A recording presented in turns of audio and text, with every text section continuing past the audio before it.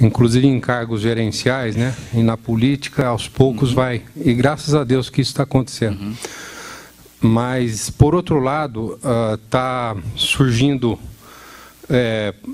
problemas que também não tínhamos há 30, 40 anos atrás, que é a questão da dupla jornada de trabalho, que no fim ela acaba não dando conta e gerando uma série de problemas com a educação dos filhos. Tá certo? E isso tem causado uma série de questões com problemas familiares e que gera consequências para todo lado, inclusive na própria igreja e na própria família. Tá? Por enquanto eu vou parar por aí, porque é muito extensa a lista. Muito bem. Ali atrás. Aí para encerrar, né? Aí um último. Você já ganhou estrelinha, Marcos? Bom, aí depois eu tô com um problema aqui, eu fiquei no meio de 3 mulheres, então você imagina para discutir como é que foi. Você não falou isso não, né? Então a primeira coisa que apareceu aqui foi isso, foi a competição no mundo do trabalho entre o homem e a mulher. Acrescentando só algumas coisinhas aqui, porque muita gente já falou a respeito, a gente chegou à conclusão seguinte: um dos problemas do mundo do trabalho hoje seria a mecanização, a informatização, né? Enfim, a desnecessidade do ser humano como força de trabalho em muitas situações.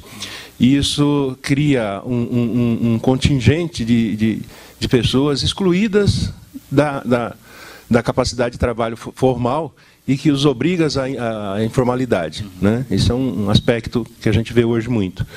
E outra questão foi essa da competição também, né? Entre homem e mulher. E a visão que o grupo teve aqui com relação à visão bíblica do trabalho no mundo de hoje é a grande falta de justiça que a gente vê nas relações de trabalho, né? E isso é preocupante. E as perspectivas que a gente vê para o futuro são negras, né? Porque vai se informatizando, vai se mecanizando, vai se ficando desnecessitado do ser humano como força de trabalho, e esse contingente vai cada vez se afastando mais da sociedade, a gente vai crescendo o número de excluídos, vamos dizer assim.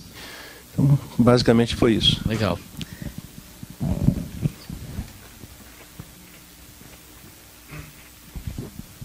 Bom, primeiro que eu acho que não pode ser creditado às empresas, né, uma distribuição de renda melhor, geração de emprego. A empresa visa lucro.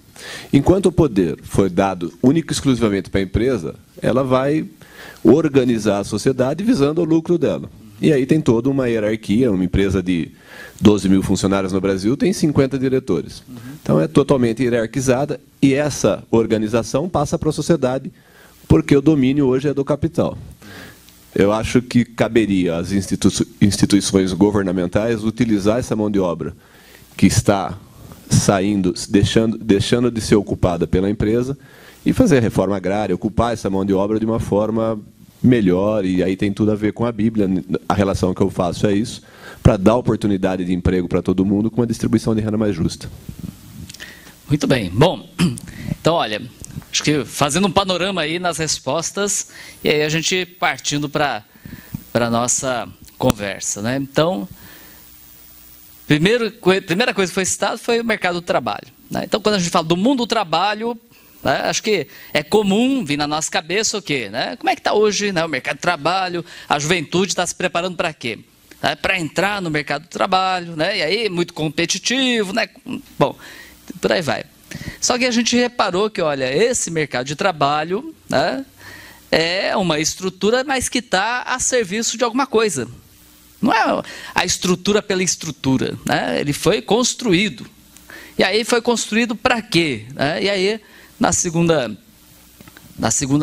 colocação, veio que, olha, né, foi construído para manter uma relação entre quem? Né? Então aí foi falado da lógica, do pensamento, né, dos interesses empresariais. E agora, por outro lado, tem que ter também uma organização dos trabalhadores, porque senão, né, se não segurar esses trabalhadores, né, no mínimo de organização, a lógica empresarial vai acabar o quê? Engolindo todos eles. Né? E na crise, então, a gente viu aí um pouco o resultado disso daí. Né? Olha, chega a crise, para mandar embora não tem dó. Né? Em São José dos Campos, o Brasil inteiro ouviu que na véspera do carnaval, ano passado, o que aconteceu? Plena crise, não é? Mundial, aí a Embraer demitiu na sexta-feira de carnaval, no mesmo dia, 4.270 pessoas. Né? E aí a gente andava pelas ruas da cidade naquele dia e a gente via que, olha, parecia um luto oficial. Que alguém muito marcante na cidade tinha morrido e que todo mundo estava vivendo o velório. Que o rosto das pessoas, a fisionomia, era de muita tristeza. Né? Não é nem de revolta, nem de insatisfação, era de tristeza. Né? Porque imagina, funcionário então da Embraer, e olha que eles não pegaram aqueles, né, que ou mais novos ou os mais velhos, não, foi todo um setor, né, todo um departamento da Embraer que foi extinta.